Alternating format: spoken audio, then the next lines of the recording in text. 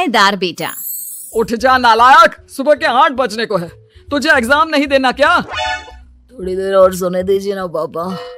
तू उठता या फिर मैं तेरे ऊपर पानी फेंकूं? रोज गधों की तरह सोता रहता है, पेपर की कोई टेंशन ही नहीं है। और एक हमारा समय था जब हम पेपर में फेल होने के डर से रात भर पढ़ा करते थे, सो ही नहीं पाते थे। तो क्या आप उसका बदला मुझसे लेंगे? मैं 15 मिनट बाद उठ जाऊंगा, आप प्लीज जाइए, मुझे डिस्टर्ब मत कीजिए। इतना कहकर रौनक रजाई ढककर फिर से सो जाता है। तू ऐसा नहीं मानेगा, रुक मैं अभी पानी लेकर आता हूँ। बस फिर क्या था, इतना कहकर वो भागते हुए बाथरूम में जाते हैं और पानी की एक बड़ी सी बाल्टी लाकर रौनक के ऊपर फेंक देते हैं। पानी पड़ते ही रौनक झट से उठ जाता है। ये आपने क्या किया पापा? अब तो उठेगा नहीं तो यही करना पड़ेगा ना। वैसे थैंक्स डैड, आपके कारण ना अब मुझे नहाने की भी जरूरत नहीं पड़ेगी। चलिए अब आप माँ से बोलकर मेरे कपड़े निकलवा दीजिए, तब तक मैं ब्रश कर लेता हूँ। वैसे कल ना आप एक काम और करना, नहलाने के साथ साथ मुझे ब्रश भी करवा देना। ये ब्रश करने में ना मुझे बहुत आलस आता है। रौनक की बातों से अरविंद का मुंह खुला का खुला रह जाता है। वो अपनी पत्नी कमला के पास जाता है और रौनक की हरकतों के बारे में बताता है, जिसे सुन उसकी पत्नी हंसने लगती है। तुम अपने बेटे को समझाने के बजाय हंस रही हो। रौनक बच्चा है, धीरे धीरे सुधर जाएगा, आप क्यों उसके पीछे पड़े रहते हो? अभी नहीं सुधरेगा तो कब सुधरेगा? 10वीं क्लास में है रौनक, वो अब कोई बच्चा नहीं रहा। अरविंद के इतना बोलते ही वहाँ रौनक भी आ जाता है। क्या डैड, मैंने आपको एक काम दिया था, वो भी नहीं हुआ आपसे। अरे क्या हुआ बेटा? माँ, मैंने डैड से बोला था कि वो आपको बोलकर मेरे स्कूल की यूनिफॉर्म निकाल दे, लेकिन मेरे पीछे पड़ने के अलावा इनसे एक काम ढंग से नहीं होता। देख रही हो कमला, देख रही हो अपने लाडले को? अरे आप चुप रहिए जी। चलो बेटा, मैं तुम्हें कपड़े निकाल कर दे देती हूँ बस। ऐसे ही साल पर साल बीतते जाते हैं, लेकिन रौनक के रवैये में कोई बदलाव नहीं आता। वो पहले से भी ज्यादा आलसी और पूरी तरह अपने माता पिता पर निर्भर हो जाता है।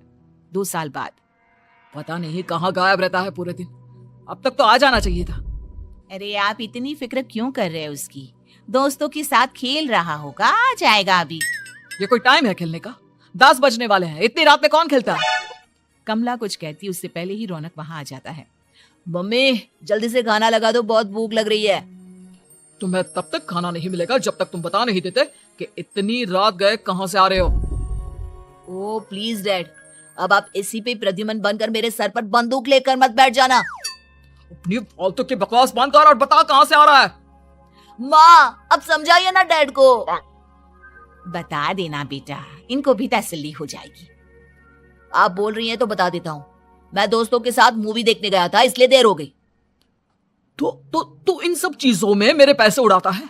कभी 1 रुपया कमाने के बारे में सोचा है तूने? जब देखो हवा की तरह पैसे उड़ाता रहता है। माँ अब आप इन्हें चुप करा दीजिए, वरना ना मुझे गुस्सा आ जाएगा।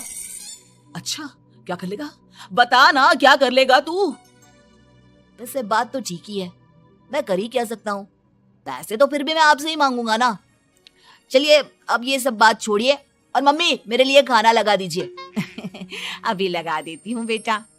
मैं बता रहा हूँ कमला, एक दिन ये ऐसे ही बिगड़ जाएगा। उफो, आप क्यों इतना पीछे पड़े रहते हो मेरे बच्चे के? बात की बाद में देखेंगे, अभी आप शांति से उसे खाना खाने देंगे। अगले दिन डैडी मुझे 10,000 रुपए चाहिए। हाँ? अब इतने पैसे क्यों चाहिए तुझे? डैड आप बिना सवाल किए कभी पैसे नहीं दे सकते क्या? जब तक तू बताएगा नहीं तुझे पैसे भी नहीं मिलेंगे। अरे अब आप अपने बेटे को पैसे भी नहीं दे सकते? नालायक, तेरी उम्र के लोग नौकरी करते हैं और एक तू है जो नौकरी करने का नाम ही नहीं लेता कभी। आप लोगों के होते हुए भला मैं नौकरी क्यों करूं? अरे हम कब तक पैसे देंगे तुझे? तुझे भी तो अपने पैरों पर खड़ा होना होगा ना। कौन सा उधार के पैरों पर खड़ा हूं? अपने ही तो पैरों पर खड़ा हूं मैं। इसी तरह रौनक दिन प्रतिदिन लापरवाह होता जाता है। उसकी लापरवाही को देखते हुए अरविंद और कमला अपने बेटे की शादी कराने का फैसला लेते हैं और 1 महीने के अंदर अंदर ही रौनक की शादी मेघा नाम की लड़की से करा देते हैं। शादी के कुछ दिन बाद, रौनक मुझे एक अच्छी सी साड़ी चाहिए, आप ला दोगे ना? हाँ क्यों नहीं, कितने तक की आती है साड़ी? यही करीब 5,000 तक की। तुम चिंता मत करो, मैं आज ही डैडी से पैसे मांगकर तुम्हारे लिए साड़ी ले आऊंगा। आप कब तक ऐसे ही अपने पापा से पैसे मांगते रहेंगे?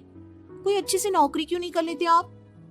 अरे डैड के होते हुए मुझे नौकरी करने की जरूरत ही क्या है? पर आप ऐसे कब तक उनसे पैसे मांगते रहेंगे? कुछ आपको अपने दम पर भी तो करना होगा ना। अब तुम भी बाकी लोगों की तरह मुझे ज्ञान देना शुरू मत कर देना।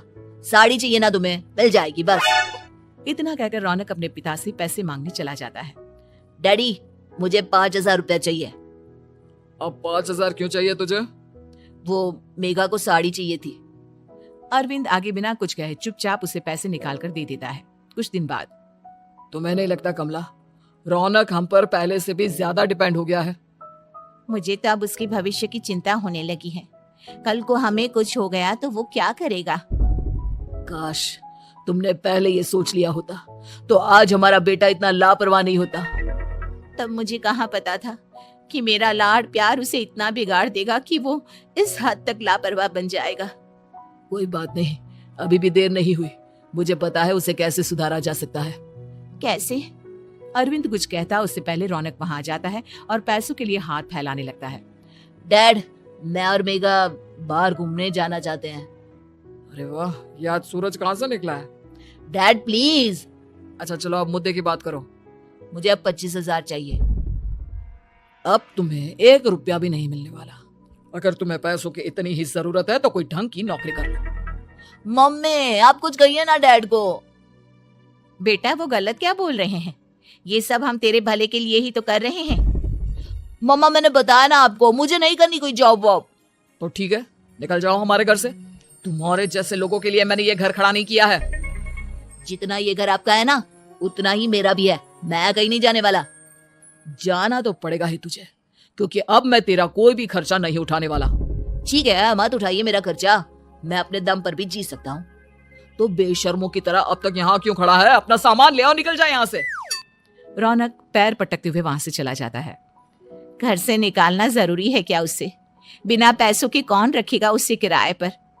अगर उसका भविष्य सुधारना है तो हमें अपने दिल पर पत्थर रखकर ये कदम उठाना ही होगा।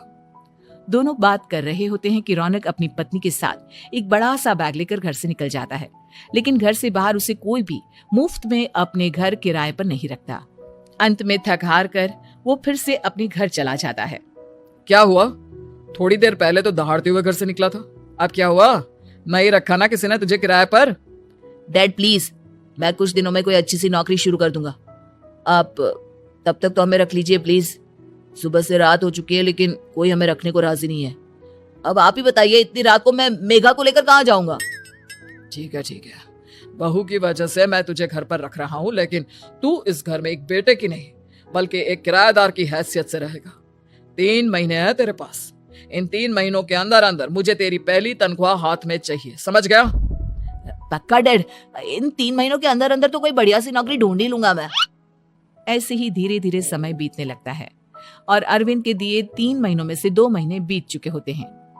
पापा जी ने हमें 3 महीने दिए थे, जिसमें से 2 महीने तो बीत चुके हैं। अब ये आखिरी महीना बचा है। अरे तुम चिंता मत करो, आज मेरा ना 2 जगह इंटरव्यू है, दोनों में से कहीं ना कहीं तो जॉब लग ही जाएगी। अच्छा, all the best. Raunak interview के लिए निकल जाता है, जिसके बाद शाम में रौनक घर आता है। कैसा गया इंटरव्यू? आपकी नौकरी लगी या नहीं? अरे पहले सांस तो ले लेने दो अच्छे से। बताइए ना, मुझसे तो जरा भी इंतजार नहीं हो रहा है। वो दरअसल बात यह है कि मेरी नौकरी तो लग चुकी है लेकिन पैसे बहुत कम है। कितने पैसे हैं? 15,000। इतने में अरविंद और कमला मिठाई का डिब्बा लेकर आ जाते हैं। बधाई हो बेटा। हम जानते थे तेरी जॉब जरूर लगेगी। लेकिन मेरी सैलरी बहुत कम है मम्मा। कम है तो क्या हुआ, धीरे धीरे बढ़ जाएगी। हाँ बेटा, हम तो बस चाहते थे कि तू अपने पैरों पर खड़ा हो जाए। मतलब अब आप मुझे घर से नहीं निकालेंगे? नहीं, ये सब हमने तुझे जिम्मेदार इंसान बनाने के लिए किया था। थैंक यू मम्मी पापा, अगर आप दोनों ऐसा नहीं करते तो मुझे कभी अपनी जिम्मेदारियों का एहसास तक नहीं होता। आज आपने मुझे सिखा दिया कि इंसान का अपने पैरों पर खड़ा होना भी जरूरी होता है। इतना कहकर रौनक झट से अपने माता पिता के गले लग जाता है और अपनी कमाई की पहली तनख्वाह वो अपने माता पिता के हाथ में सौंपता है। इस तरह रौनक एक गैर जिम्मेदार व्यक्ति से एक जिम्मेदार व्यक्ति बन जाता है।